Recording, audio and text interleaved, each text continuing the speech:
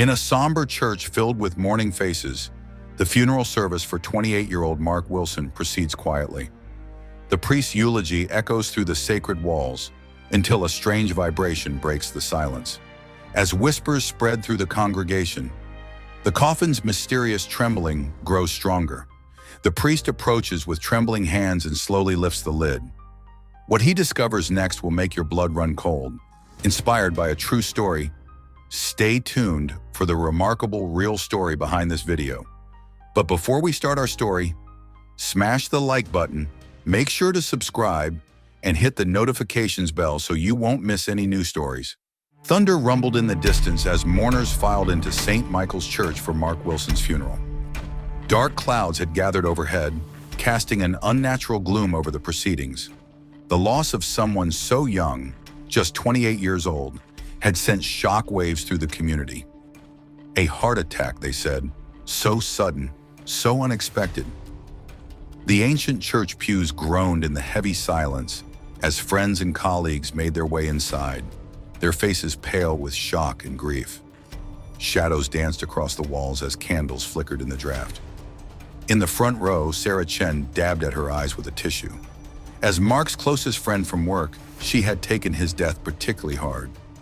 Over the past 2 days, she had been instrumental in organizing the funeral, ensuring everything would be perfect for her dear friend's final goodbye. The weak light filtering through the stained glass windows cast an eerie glow across the coffin, the colors seeming more like dried blood than the usual warm hues.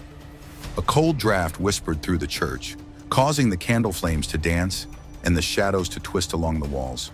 The priest's words floated through the air, speaking of Mark's kindness, his generosity, his bright future cut tragically short. But fate had other plans for this funeral service. It started as a subtle vibration, barely noticeable among the quiet sobs of the mourners. A low hum that seemed to emanate from the polished wooden coffin. At first, people shifted in their seats, unsure if they were imagining things. But the vibration grew stronger, more insistent. The priest's voice faltered as the strange sound became impossible to ignore. Confused whispers rippled through the congregation. Some leaned forward in their seats, others drew back. The vibration had become a distinct buzzing noise that echoed through the church's vaulted ceiling. Sarah Chen suddenly stood up, her face pale. "Please," she called out, her voice trembling. "We should continue with the service. This is disrespectful."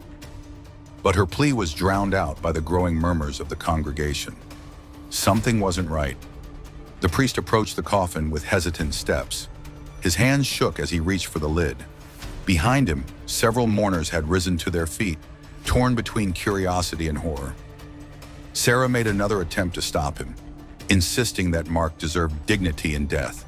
But the mysterious vibration demanded investigation. With a creak that seemed to echo through the stunned silence, the priest lifted the coffin lid. His eyes widened as he stared at what lay inside. There, placed carefully on the chest of the deceased, was a phone. Its screen was illuminated, vibrating with an incoming video call. The congregation held its breath as the priest's trembling hands picked up the device. The caller ID displayed a name that sent gasps rippling through the church. Mark Wilson. Time seemed to stand still as the priest's finger hovered over the answer button. How could the dead be calling their own funeral? The question hung heavy in the air as he finally accepted the call. What happened next would haunt everyone present for years to come. Mark Wilson's face appeared on the screen, very much alive. His image was crystal clear, his eyes alert, his expression grave. The body in the coffin, as everyone could now see, was an expertly crafted dummy. The truth began to unravel like a thread pulled from a carefully woven tapestry. Mark's voice filled the sacred space through the phone's speaker, each word landing like a hammer blow in the stunned silence. He wasn't dead. He had never been dead. This elaborate scene was a trap, and it had just sprung shut. Mark revealed a chilling pattern that had gone unnoticed for months. It centered around Sarah Chen, the grieving friend in the front row, the same Sarah who had been bringing him home-cooked meals at work, the same Sarah who owed him $50,000. 2 months earlier, Mark's world had started to crumble when he learned of Tom Parker's death. A heart attack, they said. Tom had been Mark's mentor when he first joined the company 3 years ago. They had lunch together every Wednesday until Tom suddenly stopped showing up. Sarah had been the one to break the news, mentioning casually how she'd been bringing Tom home-cooked meals in his final weeks. Just a month before Tom's death, their colleague David Chen had died the same way. Another heart attack. David, who ran marathons and led the office fitness challenge every year. David, who had just celebrated his 35th birthday. Mark remembered Sarah organizing a collection for David's widow, speaking at his funeral about what a generous friend he'd been. Something clicked in Mark's mind when Sarah mentioned these deaths over lunch one day. Tom and David had both confided in Mark about lending Sarah money, substantial amounts for a can't-miss investment opportunity. As the realization hit him, Mark's blood ran cold. Each victim had a connection to Sarah through various networking events or professional conferences. Each had provided her with significant loans, and each had died unexpectedly, their deaths attributed to natural causes. The pattern was as simple as it was deadly. Sarah would borrow money, claiming she had found a promising investment opportunity. Then came the friendship, the caring gestures, the home-cooked meals. Finally, a sudden death, always ruled as natural causes. And there was Sarah, the devoted friend, organizing the funeral, grieving appropriately, moving on to her next target. When Sarah started bringing Mark lunch, he recognized the warning signs, the same routine she had followed with her other victims. He began documenting everything, each meal she brought, every conversation they had. He saved text messages where she discussed her investment opportunity and kept records of the money he had lent her. Instead of eating the food, he had it tested at a private laboratory. The results confirmed his suspicions. Traces of cyanide, carefully measured, administered slowly over time. The poison was being mixed into the home-cooked meals Sarah brought him 3 times a week, building up in what would have appeared to be a natural progression toward heart failure. Mark took his evidence to the police. Detective James Morrison, who had investigated one of the previous deaths but found nothing conclusive at the time, saw the pieces falling into place. Together, they formulated a plan to catch Sarah in the act. The operation required perfect timing and absolute secrecy. They needed Sarah to believe she had succeeded. A team of medical professionals helped create detailed documentation of Mark's supposed death. The dummy in the coffin was crafted by forensic experts to withstand casual inspection.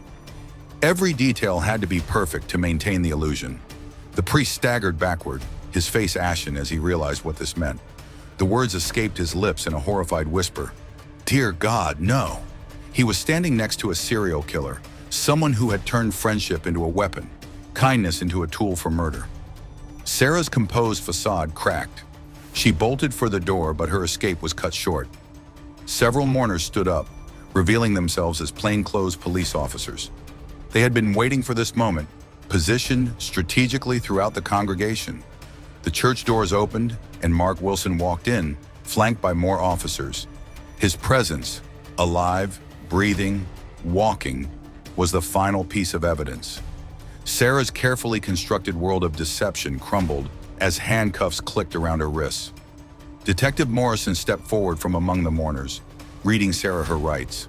The woman who had played the role of grieving friend so many times now stood exposed before her intended victims' families. Some of these family members had been invited to the funeral specifically for this moment, finally learning the truth about their loved ones' deaths. The truth emerged in waves of horror. This wasn't just about one attempted murder. This was about a series of calculated killings, disguised as tragic accidents, hidden behind a mask of friendship and care. Sarah Chen had perfected her technique. The concerned friend, the grieving survivor, the helpful colleague who organized funerals for her own victims. Mark's elaborate plan had worked perfectly, using Sarah's own pattern against her. She had attended this funeral just as she had attended all the others, to maintain her innocent appearance, to complete her performance of grief. The events of that day brought unexpected healing to the community. Mark's courage in exposing Sarah's crimes gave closure to families who had lost loved ones. The case made national headlines, leading to the reopening and solving of similar cases across the country. Thanks to Mark's careful documentation and creative thinking, countless lives were potentially saved. And you, what would you do if you noticed something suspicious about someone close to you? Would you have the courage to take action like Mark did? The chilling true story. Inside Thailand's infamous serial killer, Amp Cyanide case of 2023.